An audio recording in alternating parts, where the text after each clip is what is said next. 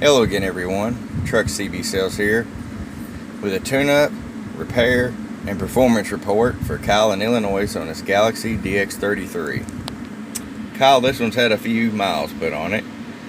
As you see, we replaced the meter, it didn't work, replaced the light that didn't work. This thing had been hitting the front, and it was caved in on the frame inside here. What we did, we fixed it the best we could. Replaced your volume squelch knob. Got a good, nice, tight squelch volume knob now. Cleaned every single potentiometer. Fixed all your cold solder joints.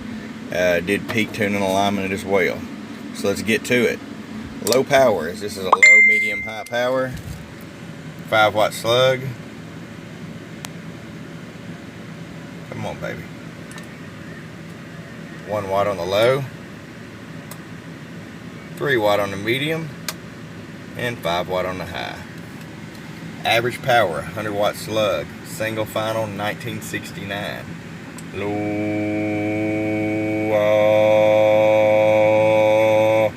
13 watts average Berg. Peak watts.